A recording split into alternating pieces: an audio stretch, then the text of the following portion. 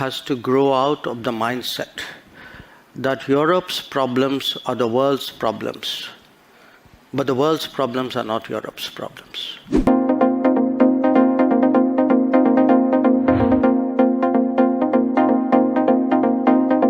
The world cannot be that Eurocentric as it used to be in the past.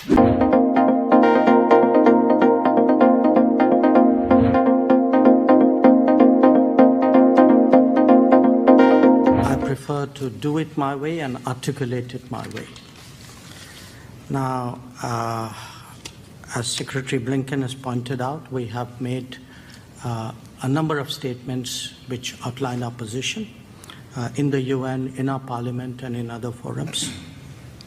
And briefly, what those positions state is that we are against the conflict, we are for dialogue and diplomacy, we are for urgent cessation of violence, and we are prepared to contribute in whatever way to these objectives. I noticed you refer to oil purchases. If you are looking at energy purchases from Russia, I would suggest that your attention should be focused on Europe, which probably we do buy some energy which is necessary for our energy security.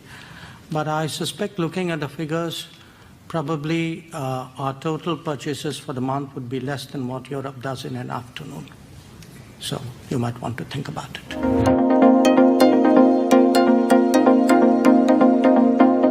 Given our energy security concerns, again, I don't want this whole subject to go off on a sort of a political note. Every country looks at its best options, and I think today an expanding India-US energy relationship, which, by the way, didn't exist some years ago. If my memory is right, you are the second largest LNG supplier to India, I think the fourth or the fifth largest crude oil supplier, a big partner in the renewable side, including the agreement which Secretary Blinken just mentioned. So we have, there is so much more going on in the world today, and a large part of it is really to fully explore the opportunities between India and the United States.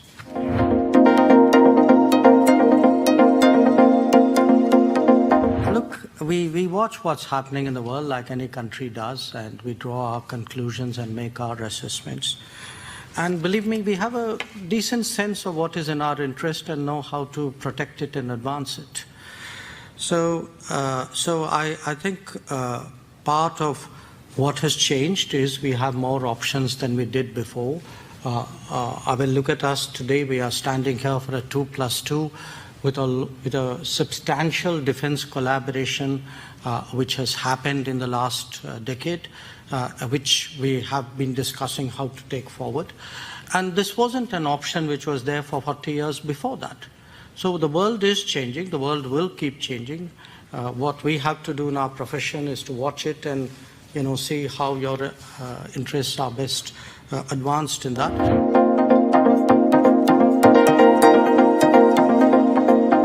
I think part of what we are doing is to press for a cessation of hostilities, which I think everybody would agree would mitigate matters and clearly make the world less unpredictable.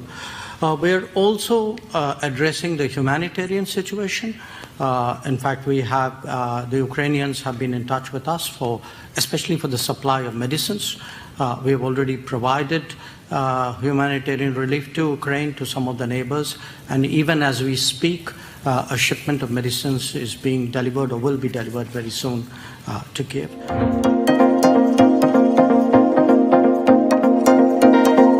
An equally big worry which is emerging is of food security. There are concerns across geographies of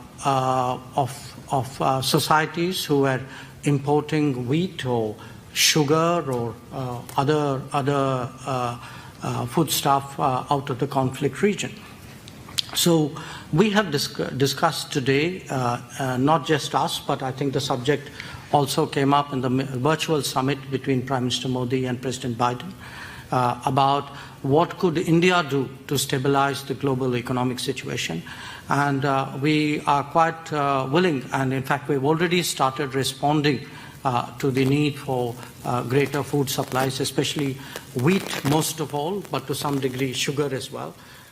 We have, even as we, at this moment, a number of countries are discussing with us the possibility of greater food supplies, including the World Food Programme.